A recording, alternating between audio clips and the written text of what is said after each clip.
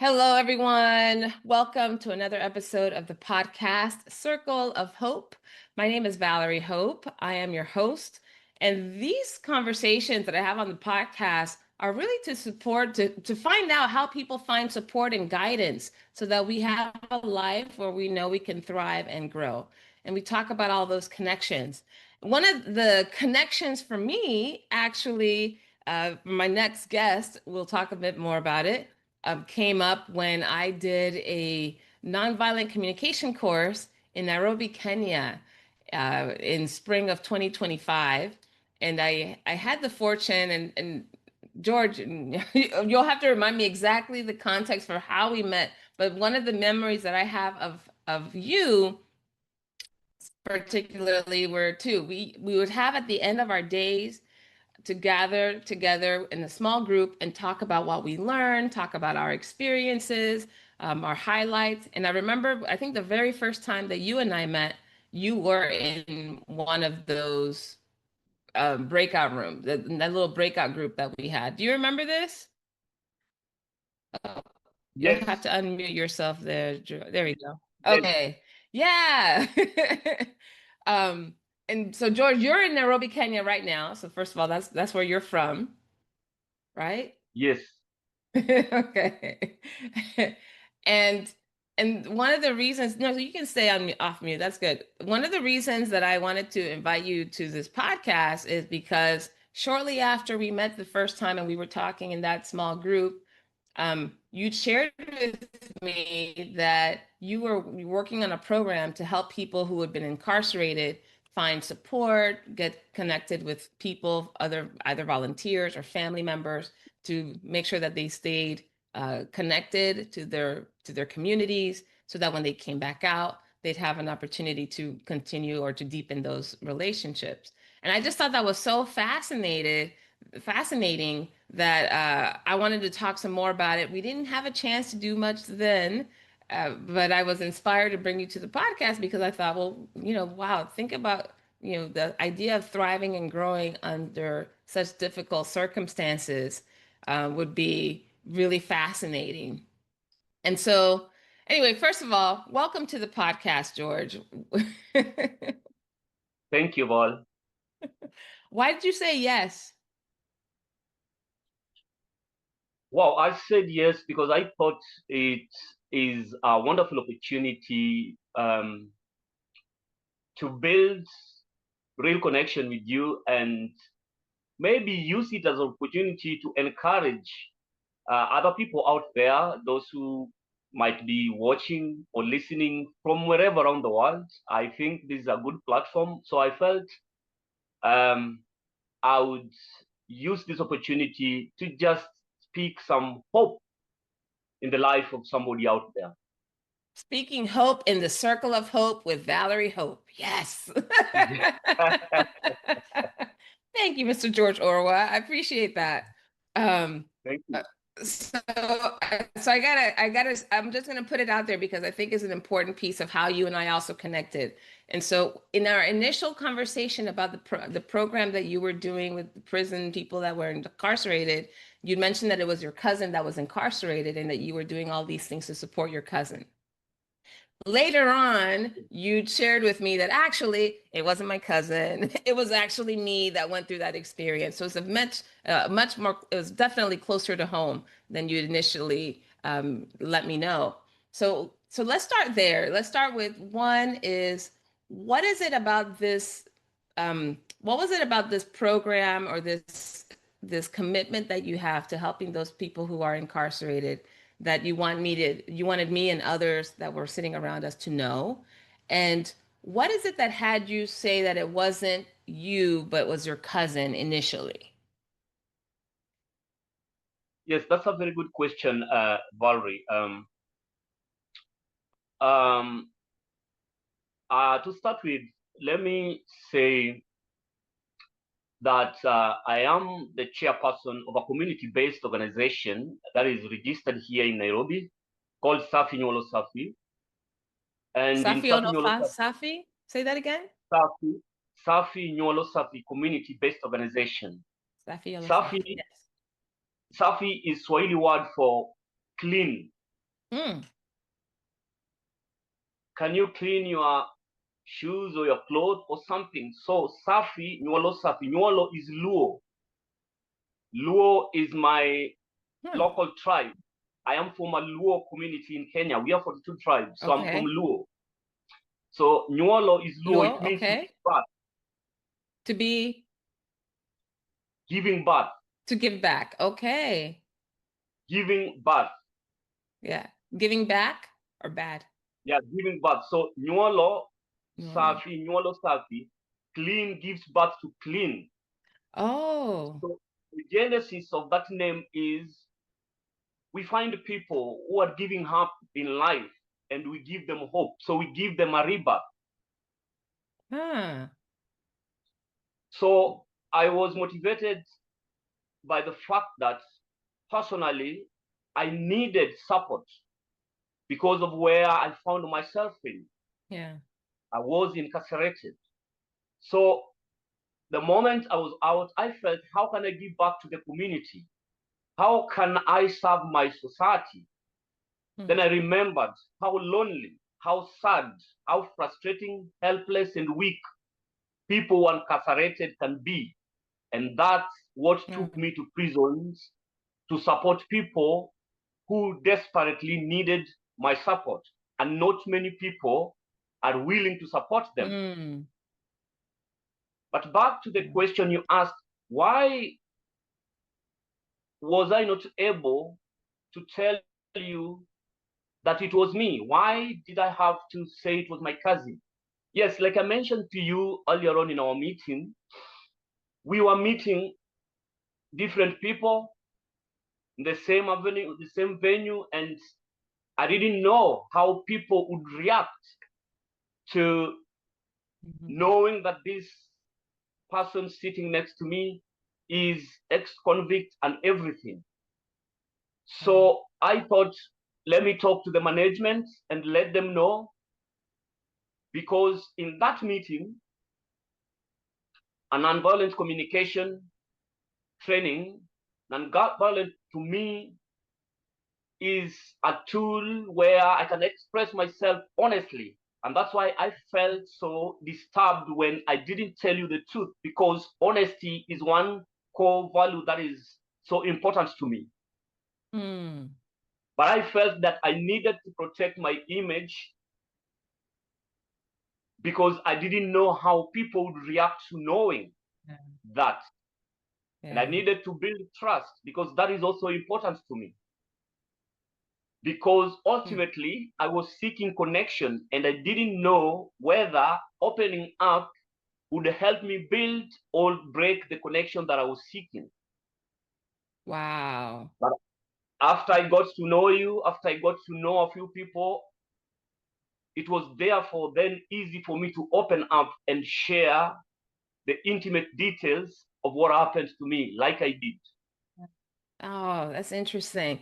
So I just want to point out, so for you, knowing that you're one of the needs that you had was connection, right? To build trust. You had connection, you said trust, and then also honesty are all high values. But in that moment, really the idea of seeking connection trumped everything else, right? That was the primary drive.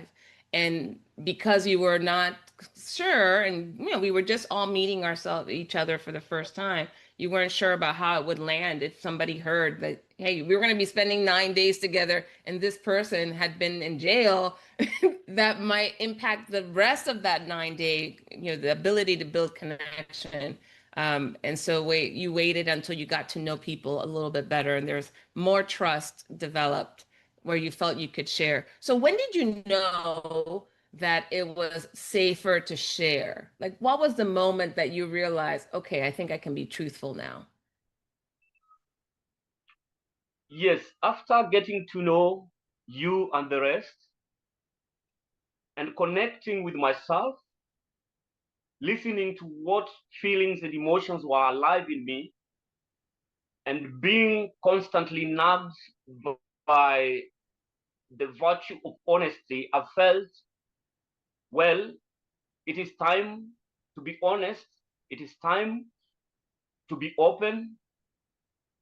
and share the truth, because that is fundamental to building and nurturing connection. So I felt, well, Yeah. it is important that I tell Valerie and the rest the truth so that it can set me free. Because for me to build a Mm. healthy relationship and connection, Mm-hmm. I prefer when it is built on trust. So that if you cannot Yeah. go with me, if you cannot accompany me to this journey, then it is based on the truth that you know about me. So by telling you the truth, Yeah. it saves me Mm. time, it saves me uh, bad negativity of bringing somebody in my circle who is not going to work with me. So I chose to tell you the truth, or Mm. tell others the truth, so that whoever is willing to accommodate that truth can join with me. So I know we are open, we trust each other, and we are honest to each other. So that is why I chose to tell you, because I Wow. needed to walk with you in the path of honesty and truth. Not that Mm-hmm. I am manipulating you into joining me when perhaps you might not have joined me if you knew the truth. Mm. Yeah, so it sounds like you also understood that there are certain individuals that you wanted to maintain as part of your circle. Because although our interaction in person in that course was only limited to about 9 days, right? I didn't find out about this for months afterwards, right? So there were several months, but I think it sounds like you had to evaluate, like, okay, if I want to have true connection with these individuals beyond this moment in time, like you said, bringing people into your circle on without feeling like you had to manipulate certain things in order to keep them in your circle, right? For people to actually provide the support you needed. I think that's something that uh, that's very, I don't know if it's easy, but it's not uncommon. I think when we really want support and we really need somebody to connect to us and to guide us or to give us what it is that we need, that depending on the level of need and the desperation for that need, that we might sometimes resort to saying what we think the other person needs to hear, right? Or do it in a way that won't make us look so vulnerable, or that makes us look maybe a little bit uh yeah, that makes us look better or avoids us looking bad, or like we do or say things sometimes that I think could get in the way ultimately of building a long-term connection. And depending on the depth of the relationship, that could also break the connection so profoundly that it cuts off communication moving forward. But I mean, after you told me personally, I think I didn't take it personally. To me, when it was not really my cousin, it was me. I was like, oh, why didn't you just say that? Like, I don't think it would have mattered to me if you told me that on day one. I would have been just as curious. I think that's the personality that I have about that. You seemed like a person that was really earnest in so many things. You supported me. I did a few things there in our session that, I did a class that you came to, and you seem to be really keen in learning and were very genuine in your interactions with other people, as I observed, and always very helpful.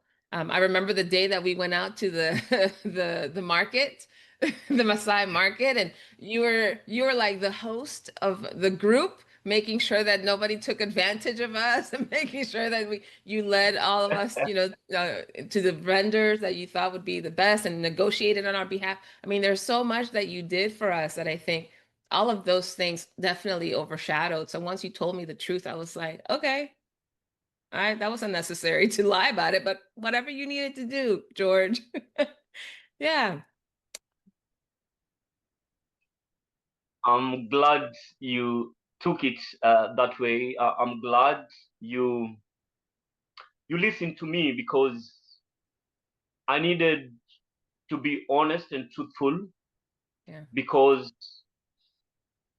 after we met, after our interactions, I realized that you are vital in my network, and I sense some potential in you. And as it turned out, You are a very important member of my team, my circle now.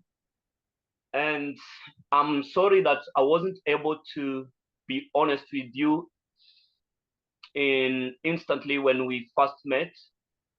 I'm thankful and I celebrate that you understand why that happened. And I'm also grateful that you were willing to accept me for who I am after you understood all that I said to you. Yeah. And that is one thing that prompted me to not stay long enough before I told you the truth, because my previous experience was not very pleasant, in the sense that there was too much lies, and that left me with a feeling of hatred towards liars. So the fact that I wasn't able to speak the truth was very heavy on me. Yeah. Because I made a decision to walk on the path of truth. And I didn't know that circumstances could force me to withhold it. And I realized that I needed to protect my image, which somehow was selfish of me, because were it not that it was you who understood me, some people might say, you didn't tell me the truth, so why should I trust you now? Yeah. Yeah, so thank you for who you are. You're welcome. I think that's one of the things that we learned in that course, nonviolent communication, that oftentimes the strategies that we apply to life have more to do with the needs that we have. And I think for me, I do value honesty and I value transparency. Those are important to me. And I'm also very autonomous and self-sufficient in many ways. And so I don't think there was anything I was relying on you for, right? It was, I thought, okay, there are no strings attached as far as I'm concerned. So, all right, great. So when you shared what you shared, I think the only connection really beyond the conversations that you and I had was when you started to tell me about this project and what you wanted to create for the community of people who've been incarcerated. Was I shared with you a connection that I had with someone here in Texas that who also had experience with nonviolent communication and was also working with people who had been incarcerated. And I thought, or ideas that you might get from this person. And the person we're talking about is Terry, TD, which I thought would be helpful. So for me, that was a way that I could support what you were doing, the commitment that you had to the community. So I want to shift gears a little bit here and talk, now that we've come to peace, all honesty, everything's on the table. It was your story.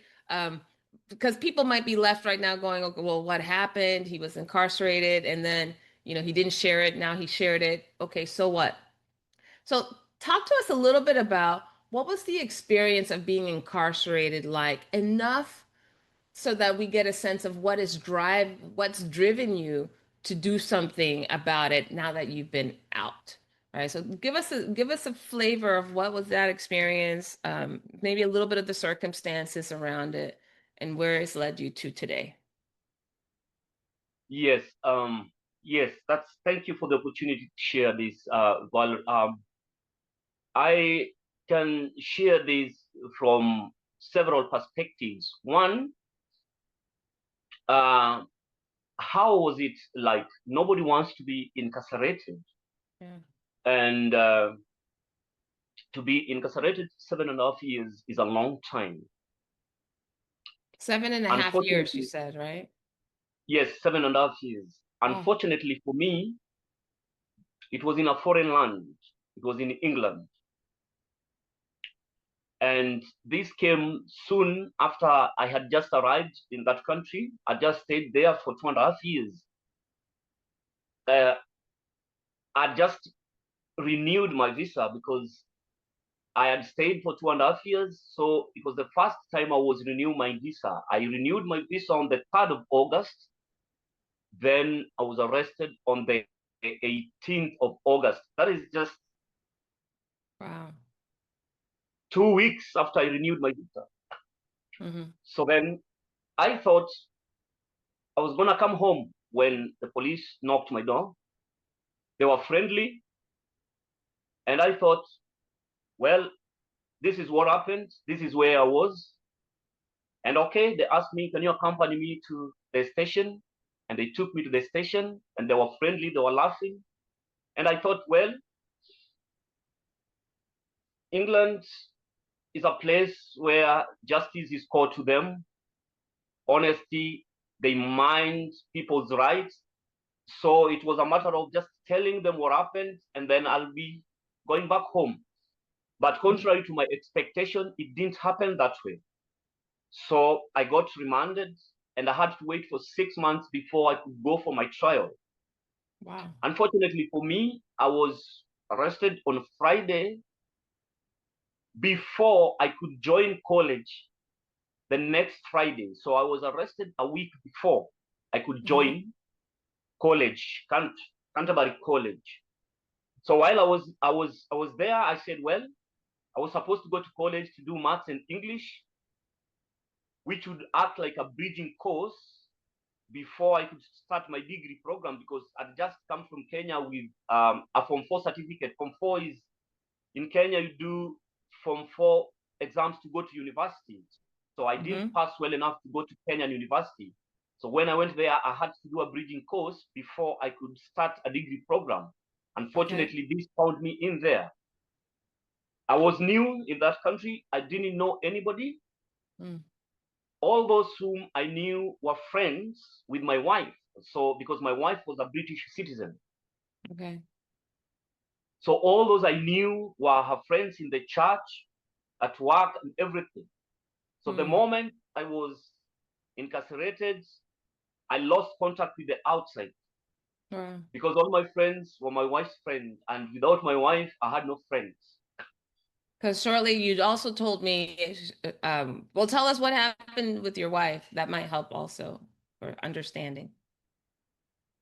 Yes, what happened with my wife is one of the things that made my life so difficult. Because my wife, I think, was unable to,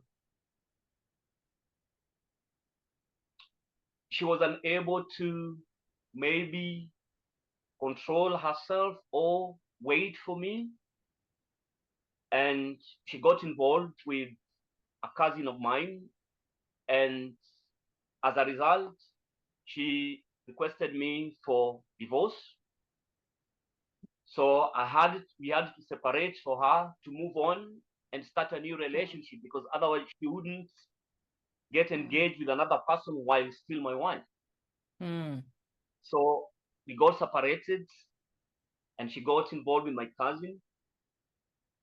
And that's how everything turned around for me in the negative way, because she was no longer coming to see me.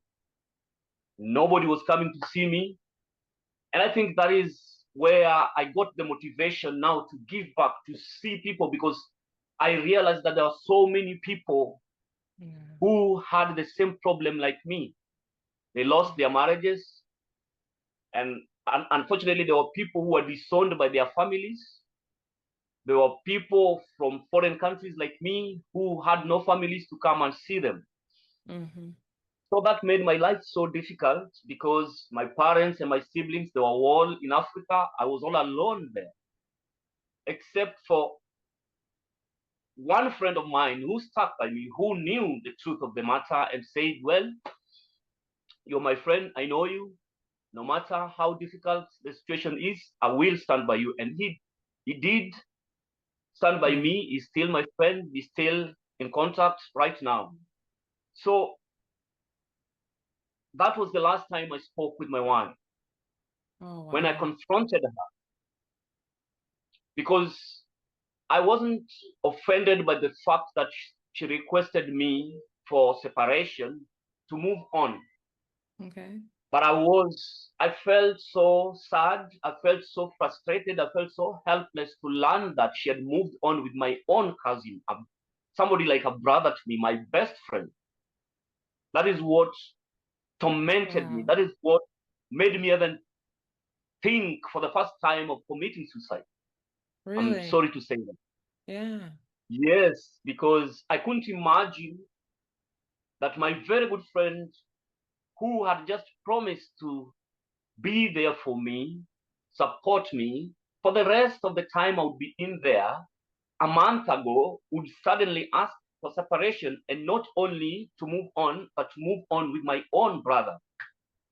Mm. So that made my life so difficult, because you can imagine the ripple effect of my cousin taking my wife. That brought Right. separation from my family, my Yeah. brothers, my sisters, my cousins. There is confusion. Even right now, as I'm talking to you, I'm still working on reconciliation Really? within my own family. Wow. Wow. And that is Well, why I'm first of all, grateful. yeah, so please continue. That's why.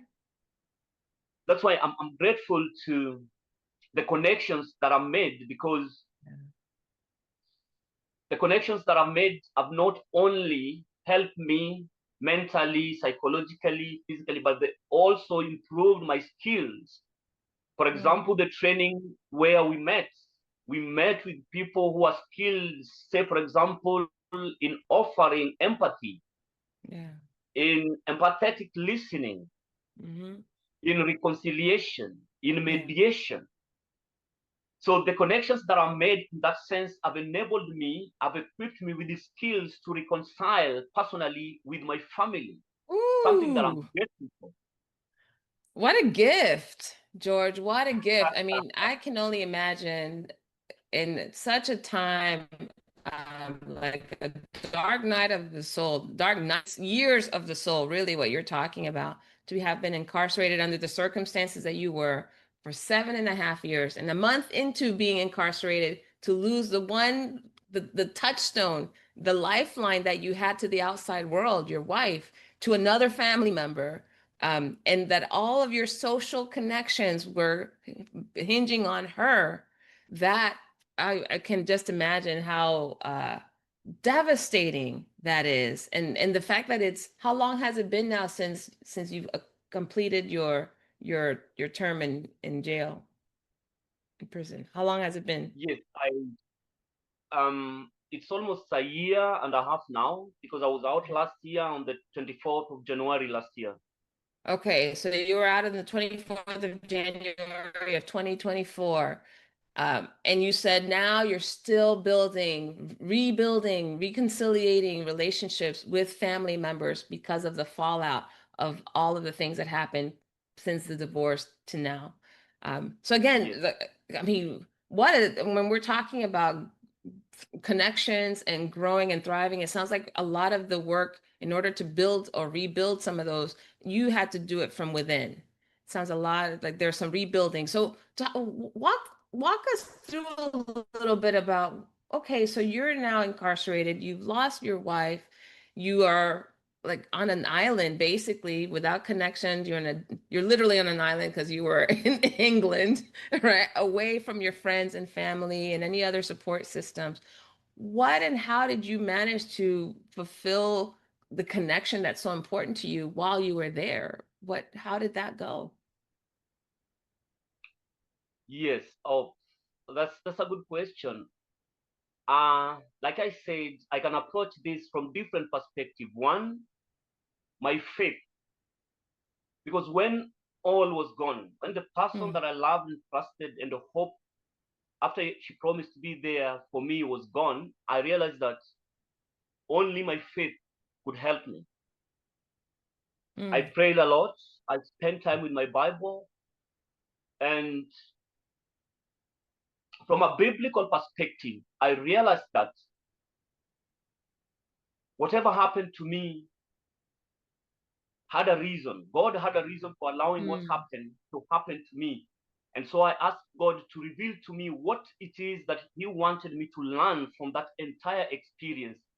Because for me, I didn't do anything that warranted me being incarcerated. And if God allowed that, because nothing happens to a child of God outside God's will, and therefore, for me, who has received Jesus Christ as my personal Savior and blessed with the gift of salvation, there is no way God would have allowed that to happen to me. And because that happened, there had to be a reason. And therefore, I asked Him to allow me see that reason. Yeah. Help me understand why you allowed this to happen. So faith was my pillar. Second was honesty and trust and obedience to the authority. That made me stand out among the inmates and the officers to a point that I can confess to you that apart from the psychological aspects of incarceration, that you are locked away from your loved one and your freedom is taken away from you, I can say my life in there from that standpoint was very enjoyable because I had the luxurious jobs. Interesting. I had a lot of privileges. Like most inmates would be locked up, my door would be open because the officers trusted me. Inmates trusted me. They would come to me for guidance, for advice, for support. And yes, so the fact that I was obedient to the authority, I was trusted. The governors usually gave me jobs that was easy, that was light, that was paying. For example, I always did jobs that were the highest paid jobs. I worked in the officers' mess, for example. You said I was in England, it's an island, but I was also incarcerated in an island within England, an island within an island. That is called Isle of Wight. In that Isle of Wight, I can compare it to the Reuben Island where Nelson Mandela was incarcerated. One commonality that they have is the stretch of water that separates the island with the mainland. And that island, that particular establishment, I'm sorry to say, is known for hatred of Black people just on the basis of their complexion, external complexion. So I was favored. God favored me to an extent that my Black inmates, fellow Black inmates, would come to me and tell me, George, how blessed are you that you are holding the most trusted position in this establishment? Because I was working in the prison canteen. So I was the only inmate who was allowed to touch money. Not even officers were allowed to use money to buy food. They would be using their cards. Wow. So that was a very trusted position, and they were paying. It was the highest paid job. So in every establishment that I found myself, the favor of the Lord was with me because of honesty, because of obedience, because of submission, because I realized, okay, I'm here. What can I do to better myself? Yes, so I chose to take studies, and that helped me a lot because most of the time I would be fighting to finish my assignment. So I would be writing an essay every other month. So a unit a module would start from the 5th of October to the 5th of June. Okay. So within that time, I'll just be studying. So from that standpoint, my life in there was good. But the social aspect of it, no family, nobody out, nobody around, but the hand of God, which was in me, sent people. Because that's when I started building connections with the officers. And while I was working at that canteen, those people who came to visit their loved one there, their loved ones would be sending them to me. They'll tell them, oh, that is George, the guy who's selling at the shop. That is George. He's a very good guy. And these people would be interested and they will talk to me. Huh. And these people became my friends. And I tell you, we are still friends up to this moment. Okay, wait, let me make sure that I'm following here. So you isolated from everyone in your own family and your own friends, found a community within the prison that comprised of not only fellow inmates, but also the guards, right? Because of your obedience, obviously your faith being at the foundation of it all, understanding there was a greater purpose for you being in there. So these relationships that you were building gave you a reputation, right? Gave you a reputation. You were a person that was not only given some of the best roles within the prison, right? The jobs you had, access to things and places that a lot of the other prisoners did not. You were able to work on your education. I mean, you're painting your experience in prison like almost like a privilege. Which I find quite remarkable. It's remarkable that you're saying that you had the opportunity to build a community. What what did you notice you needed to do in order to build those connections? Like you mentioned, honesty, trust, and obedience, but with the other inmates, with the other your peers, what was going on, and how was the dynamic that created that level of connection and support within the group? Yes, Valerie, I realized the moment I walked in there that I didn't know anybody, and my survival was edged on the fact that I had to respect everybody that I met, regardless of why they were in there. Because the moment Mm, you respect somebody, you start to build that connection.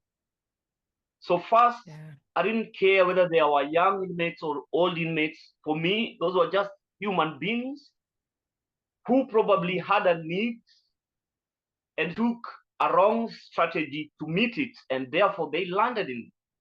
So I chose first to respect everybody, and once I respected them, I started to earn their respect as well. And soon after getting to know them, mm, they looked at me and they felt that this is a guy I could trust, this is a guy I could share with, this is a guy who could keep my secrets. And that's how I started building connections, respect, honesty, and then I built that trust. And this happened just as soon as I walked in. And I have always, I think I shared this with you ever since I was young. I think I've grown up in the hands of well wishers. Strangers have just come along my way and supported me. So it has always been in my nature to help people. yeah. The moment I walked in there, I realized that there are so many people whose situations or circumstances were worse than me. There were sick people, elderly people who needed support. And Mm, I did not need anybody to tell me to go and help them. I would quickly rush and bring their food, clean their rooms and everything. And the moment people saw this response, they liked me. mm, You know, when you live with people with love, with care, with tenderness and support, regardless, without judgment, yes. they tend to respond in the same manner. So that way, I Ah, started building connections to an extent, Val, that the moment I realized that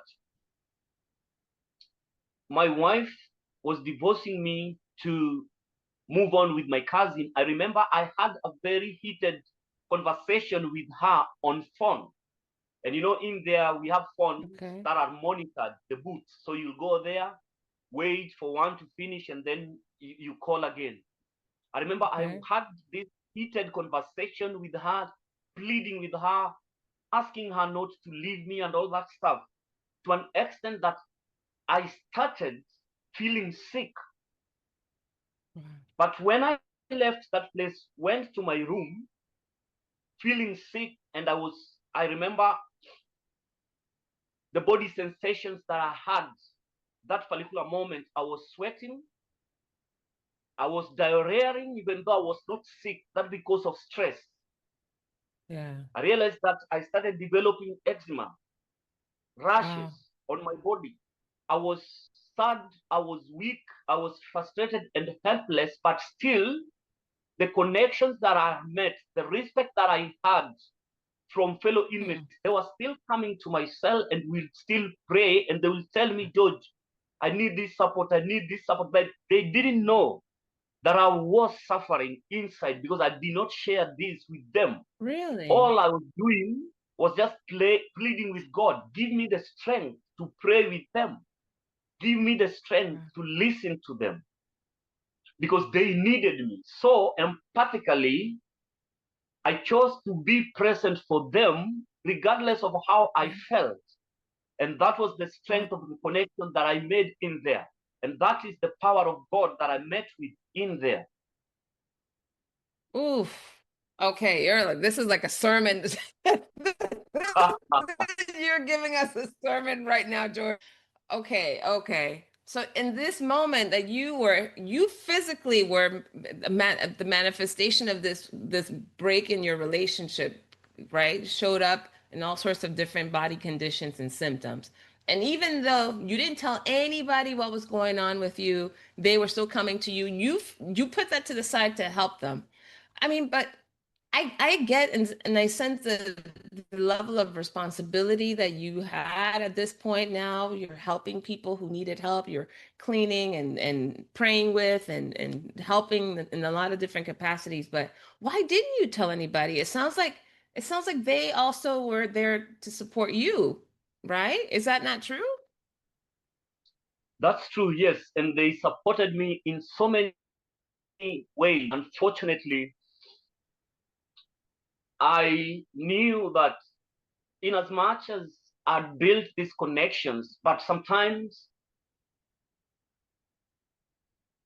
prisoners find relief in discussing other people's issues because that then makes them forget Okay.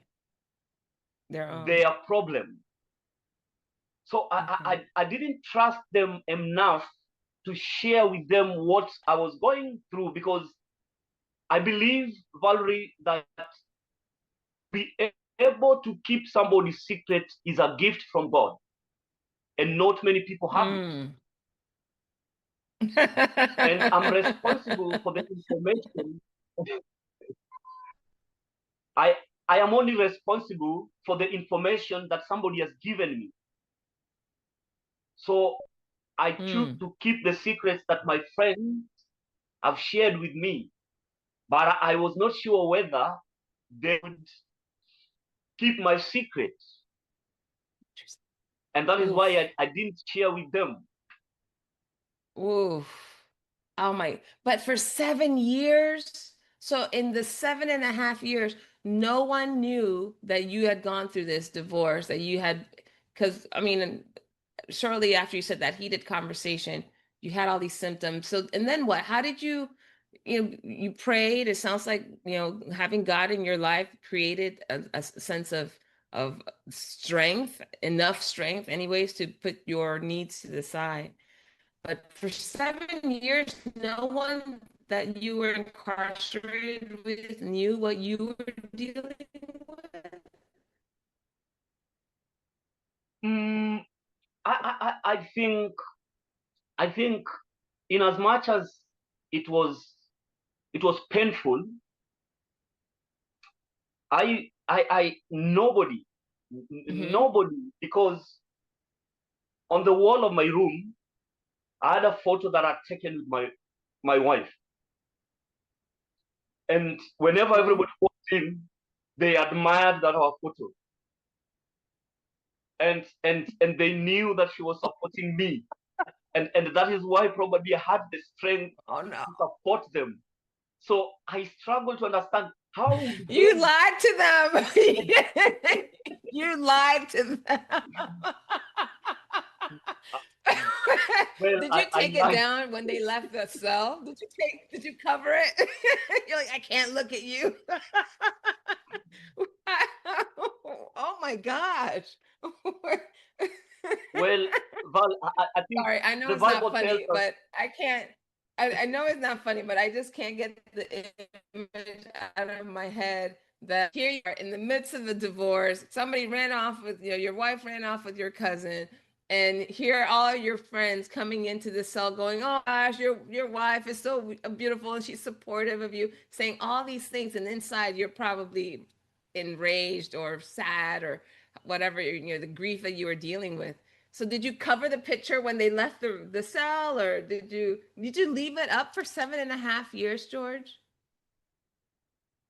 I left it for 7.5 years, and unfortunately, even though we separated, I still have it because I don't know what to do with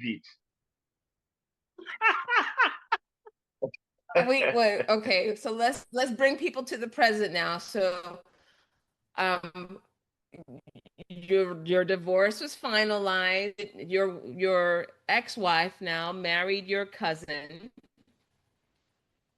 right? Now remarried, you have a family now with someone else, correct? Yes. Please don't tell me you have the picture hanging up in your room. No. Okay, okay. Whoo! Wow.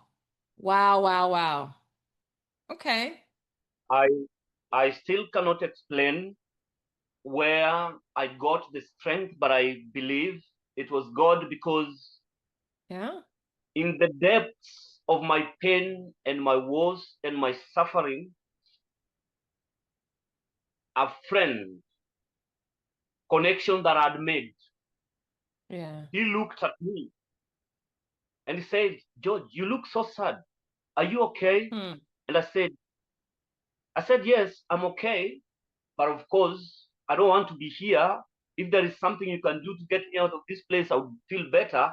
He said, well, have you spoken to people back home in Kenya? I know it's expensive because it was very expensive calling from in there to outside. Hmm. So I said, yes, I've spoken with them, but not enough. So the guy then told me because he had a mobile phone that he had smuggled in. Hmm. Inmates are not allowed mobile phone, but there's people smuggle it. Okay. These drugs and everything. So the Yeah. guy told me, come on, George, here is a phone. Get into my room. I'll wait for you at the door. So he'll be standing outside the door and watch because the officers are walking every now and again.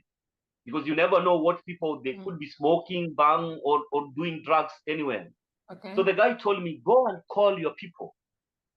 Huh. And that was the opportunity that I used to call the wife that I have now, my wife.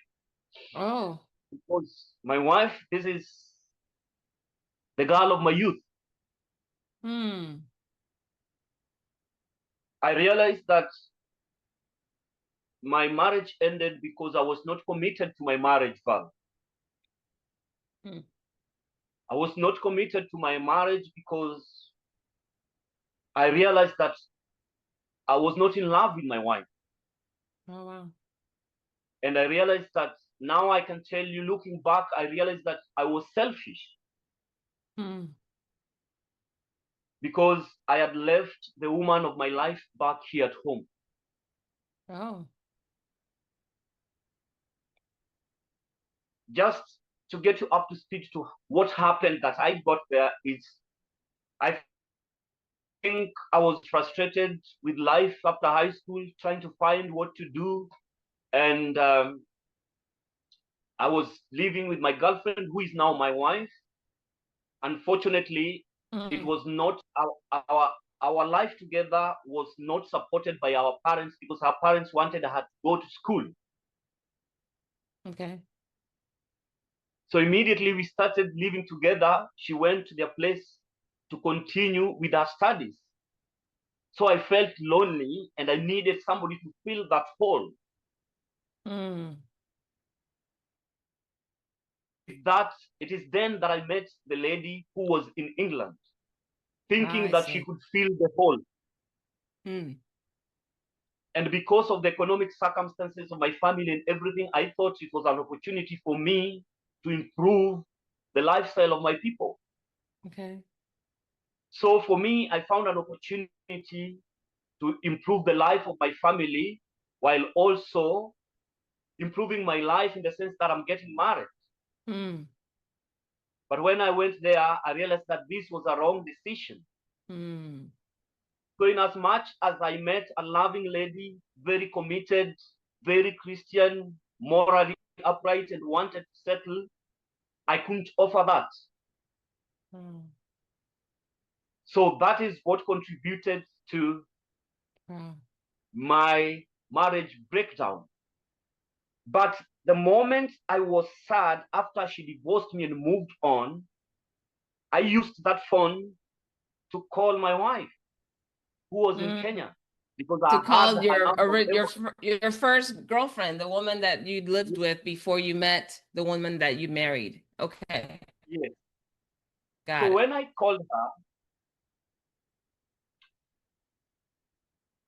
I think it was God. Like I was in the den of lion, and I needed somebody to bring me up because now I was not in good terms with my ex-wife. So when I called her, she was Yeah. like, "Where are you?" I said, "I'm here." Then she said, "Your son is here." He's Where are you? I'm here. yeah. She did not know that you were in England. She did not know that you were in prison. She did not know that. Oh, wow. No, she knew that I was in England, Okay. and she knew that I was incarcerated because my Okay. wife, my ex-wife, had come home and sat down and told her because she had to explain to her because my son needed to be aware. So it was up to her to protect the boy. Mm. So when I called her, she thought because I was calling on a mobile phone, she thought maybe I was out and been released or something. Oh, But I okay. said, no, I'm still in here. Okay. And that was around 2019. She gave me hope, Valerie. Hmm. Told me to take care of myself because the boy is waiting, and she was willing to wait for me. And that is when we started to work things out because she was not married yet. Mm. So then I felt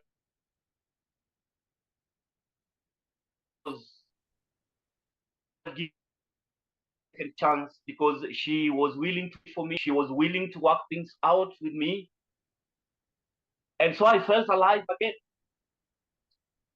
And it is Wow. Ah. because of her that I'm here because she's now my wife. God has blessed us. Our son, we have two daughters plus our son. I'm so happy. What a testimony, really. What a testimony, George. I'm so grateful that you found it in you to share with me all these different elements of your life, including the ones that were perhaps the most embarrassing or shameful or difficult to share, right? The one that you were most uncomfortable sharing. So I think it's so helpful for people to see ones that, I mean, even just from what you shared, I'm really getting from it that you can build connection with people anywhere, and how connection sometimes drives us to do things that work and that don't work for others and could have a positive or negative impact. But I think your level of self-awareness in that who you are as a person of God, as a person who's helpful, as a person who wants to respect others, who wants to obey authority to the extent that you're, giving opportunities, who also wants to continue to build and educate himself, right? That you went above and beyond by continuing to work on your studies while you're incarcerated. And now it's taken you, and I'd like to move into the final piece of this puzzle, really, is because now that you've been out for a year and a half, tell us what now has inspired you to support people who are incarcerated. Like, what was the moment you realized that, yeah, you know what, this is something I need to do? And tell us how you're doing that. Yes, thank you very much, Aval. After that experience, I wanted to continue with what I was doing in there. because like I mentioned, I wasn't even advised by anybody to help people in there. I just felt that there is somebody there who needs help, and so I should help. And while I was doing that, the connections that I made with these inmates, they introduced me to their families. Some of them just started supporting me. Like there's a family that adopted me actually. They were visiting their son, and when they came, they talked with me. So whenever they sent their son money, they would send me money. They would send me clothing. They would send me everything. Even right now, Val, I got a shipment coming from England because of that connection. Oh, wow. So then when I came to Kenya, the first thing that I wanted to do was to visit a group of youths whom I was working with before I left. I was the secretary of that group. Okay. So when I went there, I found that the chairman of our group had been arrested together with his cousins and brothers because they had had a fight. And they had a fight with one member of our group. And that is 10 years ago when we formed that group, and I left and went. Now I'm coming back. So I just went to check on them. So when I found that he was in prison, I went to prison to see him. And when I went to see,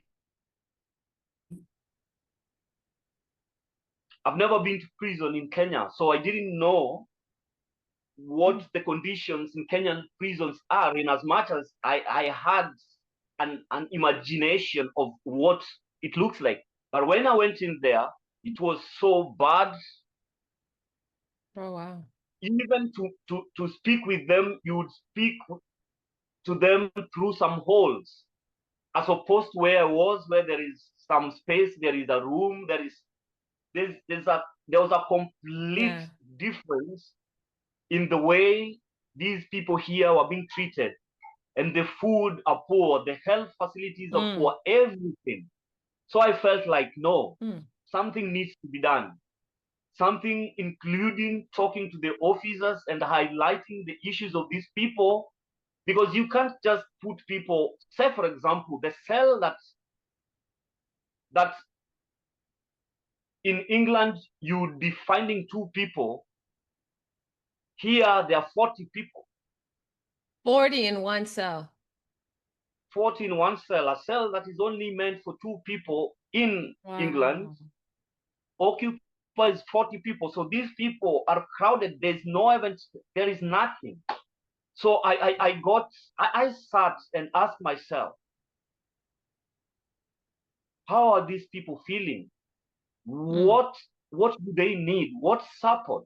So when I spoke with my friend, instantly I went there with my brother. The first thing was, we are hungry, the food is bad, we have nothing to eat. So we had to part with money, we had to give them money. Okay, we don't have tissue papers, we don't have soap base, we don't have toothpaste and toothbrush and everything. The little personal effects that you need. Over there in England, we were being provided with those things. So we didn't need to buy them, except if you had your money, you would buy the better quality ones from the canteen. Quality, yeah. But here, the government does not provide them. You have to buy them for yourself. You have to have people to send them for you. So this is what motivated me.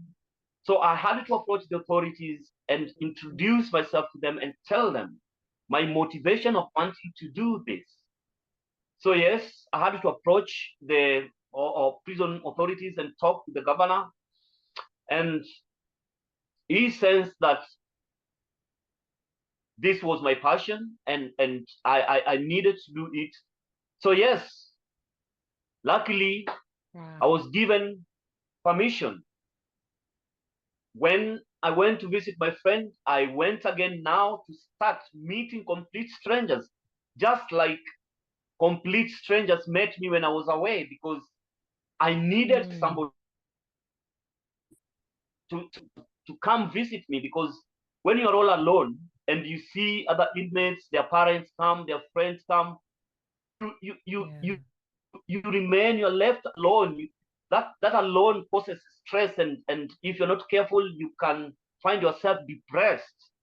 So I myself that if I need somebody to come visit me, are there no people in here who would want me to do the same? So I was forced to ask for this permission, and thankfully the governor was understanding and gave me that opportunity. So yes, we go there. I offer support, empathy, just listening, just trying to listen empathically, to understand some of their concerns, some of their feelings, some of their needs, and is there a way we can support? Because honestly, we don't deal with cases. I don't get into cases. No, that is for them and the authorities. But I'm just being present.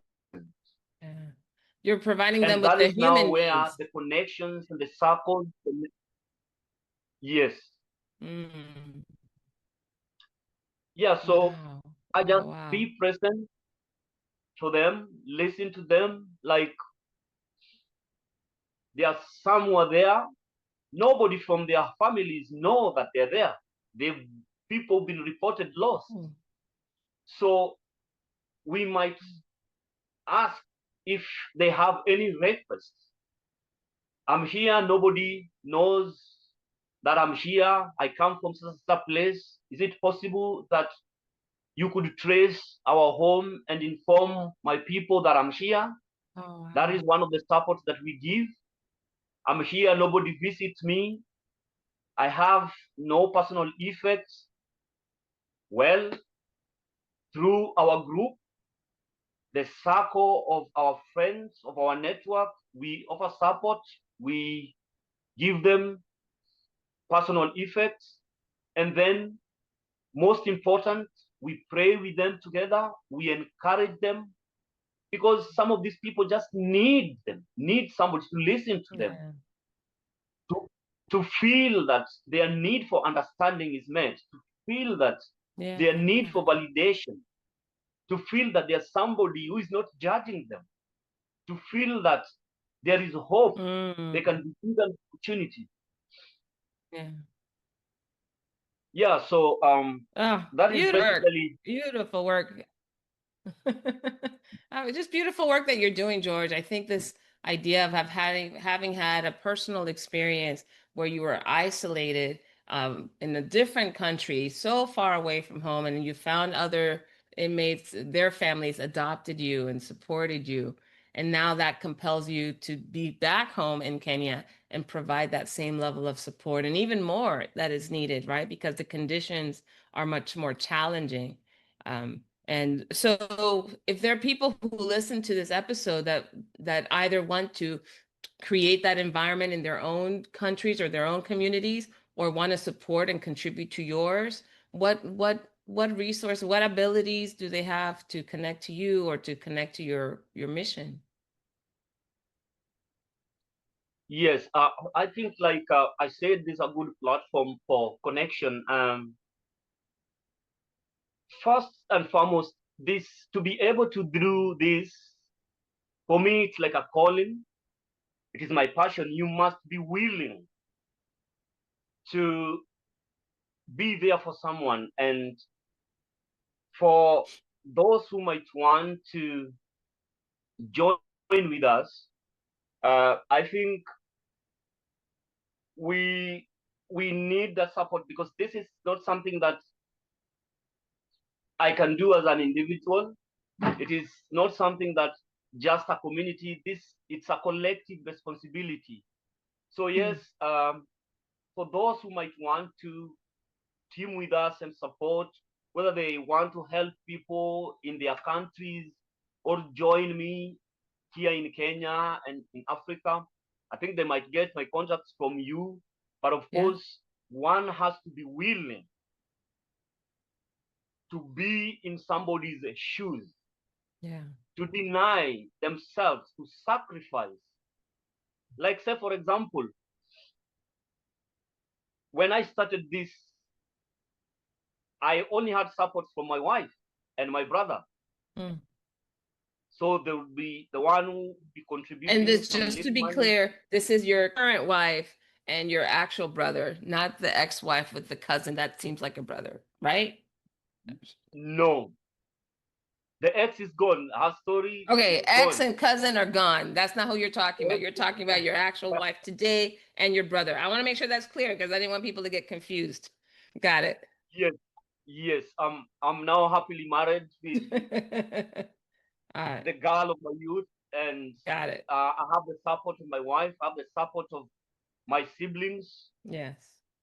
and my other cousins, and now friends are coming in, and the Mm, connections have a wide network of connections that I've made. I have friends that, for example, TD, Terry, whom you connected me to. In fact, I wonder if you can see this. These are okay, cards. Uh-huh. floor, floor needs cards that were sent to me Yeah, from yeah. all the way. So nonviolent communication, human need cards. Yes. Yes, yes, She they sent were those to sent to you? me by, sorry? She sent them to you? Yeah, she did send them to me all the way Oh, from from the Texas. US, Okay, from, yes. from, from Texas. And this is the way to support us, because until Terry sent me these cards, that I realized the magic these cards can do. Because when I go to visit inmates now, Mm-hmm. it's very easy for me. I just spread the cards on the floor and ask them to pick which needs they have, what they have a desperate longing for. And it is Yeah. easy. So this is one way that friends can support, like the resources that Mm. we use, the finances that we use. It comes from well wishers. Yeah. Um, I recently there is a friend, we received a donation from a friend in Denmark and a friend in Somali, Mm. because for us to support these people, we also need that support, and that support comes from a mutual understanding, a commonality that somebody has chose to sacrifice the little that they have to support Mm. a needy inmate, or even the people in the community. Because not only do we visit them in prison, but also connect with them after on their release. Okay.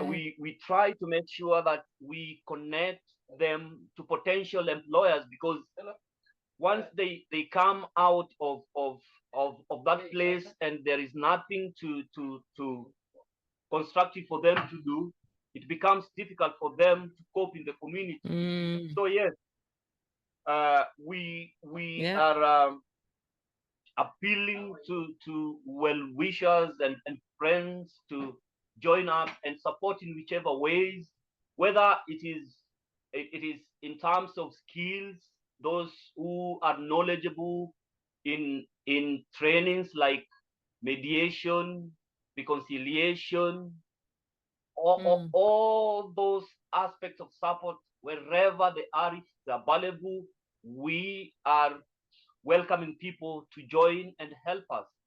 And if there is Yeah. any way that anybody can support, we are here to ensure that those who are desperate, those who feel neglected, who feel isolated, can they be given a second chance, like it was done to me. Yeah. Mm. Well, what a blessing. I think what a blessing you are, George, to all those people in the community that see your example, see what you have accomplished for yourself, and also are able to organize and corral support from the community to support everyone that's prison right now.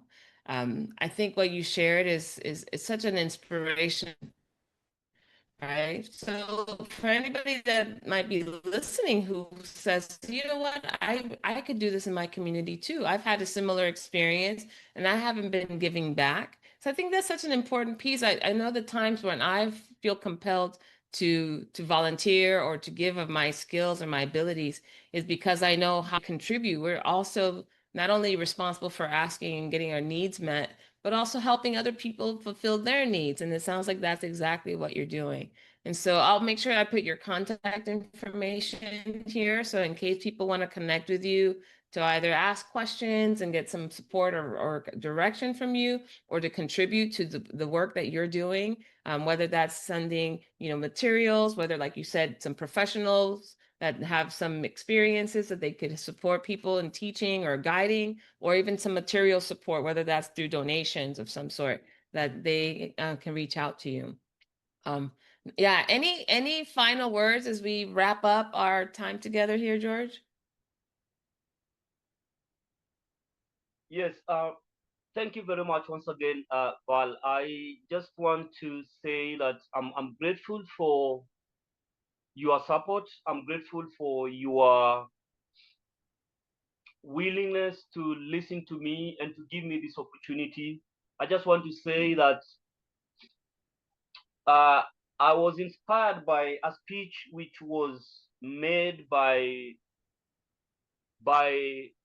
the former Canadian Prime Minister Justin Trudeau Sr. when he presented Mm, his argument against corporal punishment in the floors of Canadian Parliament.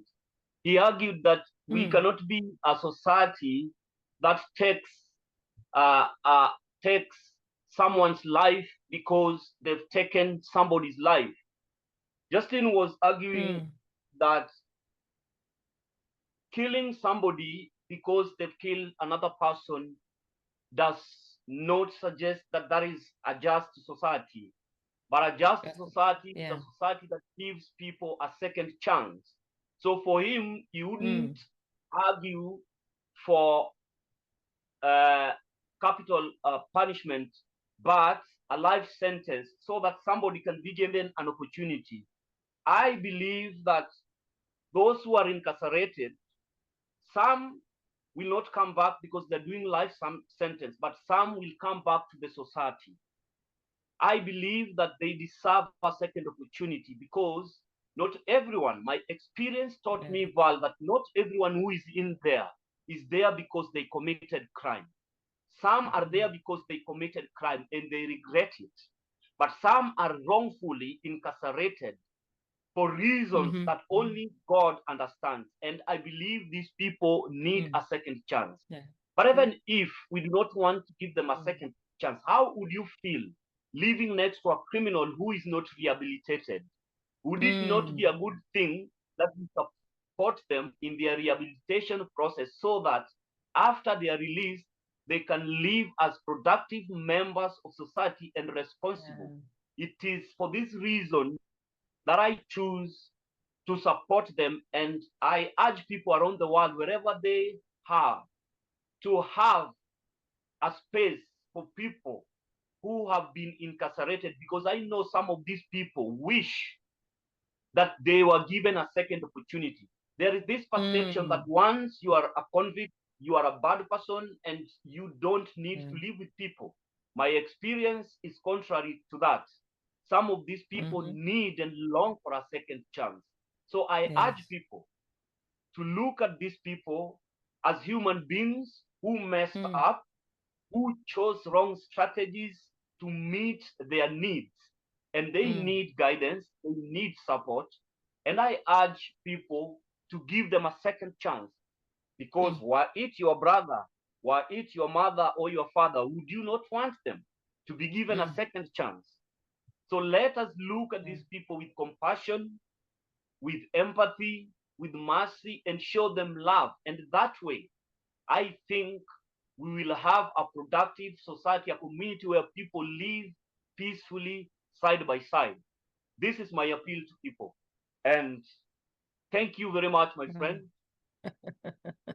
I'm grateful to you and I celebrate you and pass my regards to my American friends, mm. Terry, and the Yes. rest. Oh my goodness. I couldn't have said it better, George. I think, we heard it here. Thank you so much for your commitment to supporting community, to bringing out the humanity in all of us, even though the circumstances and the cards that we have been dealt, whether fairly or unfairly, um, took us down a path. So I'm so grateful for you. In fact, in solidarity, I'm wearing my Kenya bracelet too. I don't know if you see it. Here we go. Hey, look at that. In solidarity, brother. Thank you so much. So look, as I mentioned, I will put your contact information. So if anyone is interested, but I would encourage you to start your own podcast, George. You, I think, speak such truth and you have such passion to communicate experiences you have so much to teach and such a wide reach. So I'm grateful that you have shared what you have experienced and what you've learned through those experiences with all of us here. Okay. So stay put here, George, but I just want to thank anyone who has tuned into this episode of the Circle of Hope. I hope you really received something meaningful, if it stirred something in your heart to support people in your own community or to reach out and connect with George and support his efforts in whatever way is meaningful to you. I hope you continue to do so. Thanks for joining me on this episode of the Circle of Hope. Don't forget to subscribe, follow, and share with someone in your circle. And if you're curious about the upcoming book, visit valeriehope.com for updates and extras. Until then, stay connected.